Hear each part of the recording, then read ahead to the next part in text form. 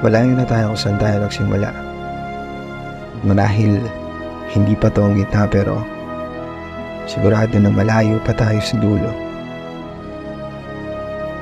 Naging mabilis para sa atin ang mga bawat sandali, ngunit mabagal ko pa din itong inaalala. Ang bawat yabag ng ating mga paa bago magtagpo ang ating mga mata at ang yanig, marahang kumikiliti sa ating mga kanamnan, pero hindi ito ang ating simula. Ang ating mga una't simula.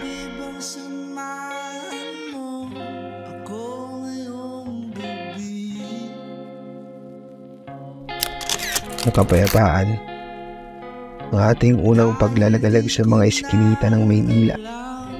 Kung paano natin natuklasan ang mga kwentong nakakubli sa bawat kanto na matagal nang nakatala para ipagkatiwala sa isa't isa. At kahit nanlingid sa ating kamusmusan ng mga panganib at banta nitong syudad ay hindi tayo nagpaawat. Maingat nating nilakad ang mga madidilim at basang parte ng mga kalsadang ating nadaraanan. Kahit na minsan ay tila ba'y wala na tayong patutunguhan.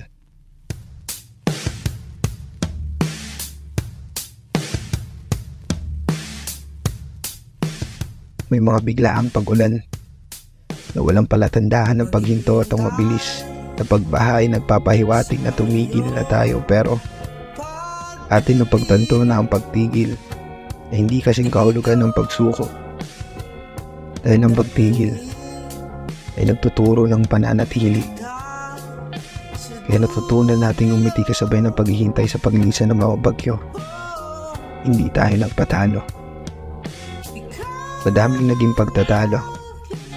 Madaming beses din tayong naligaw, ngunit sa ikinamang beses ng ating pag-iikot ay natutunan natin ang bawat pasikot-sikot upang matunton ang tamang daan.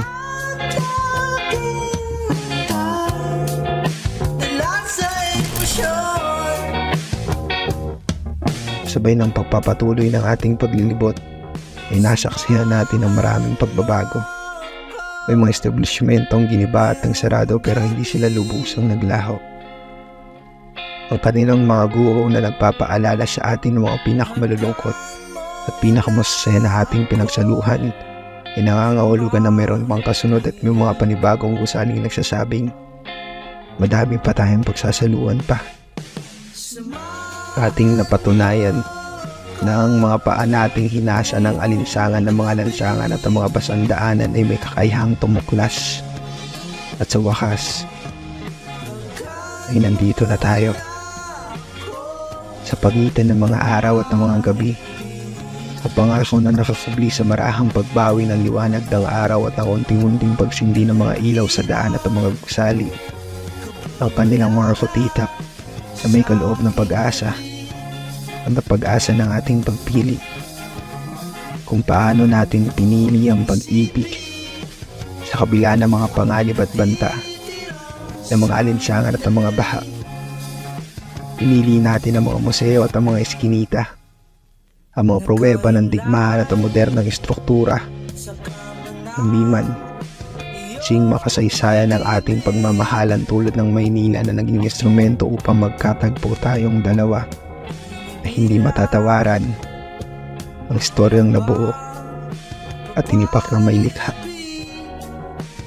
Ang istorya ng ating pagpili sa kabila ng lahat, at higit sa lahat, malayo na tayo kung saan tayo nagsimula, at maaaring ito na ang gitna, pero ang pag-ibig natin ay siguradong mananatili hanggang dulo, dahil siya ang sentro nito.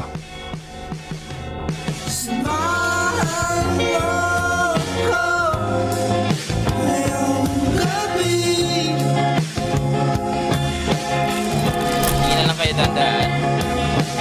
Dandahan, ma'am. Tinginan kayo, tinginan. Tapos masaya pa, ma'am. Tingin nyo, masaya mo. Pero wala tingin sa camera, ha? Kayong dalawa lang na makakalam.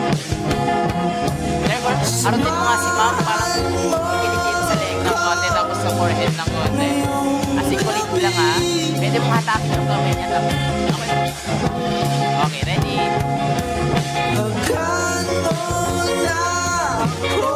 And go. Yakap nyo, ma'am. Lipat niya yung face ni ma'am sa kabila naman. Kabilang yakap. Yan, kailang. Tapos ikot. Yan, dalawa. Ilang kayo dalawa.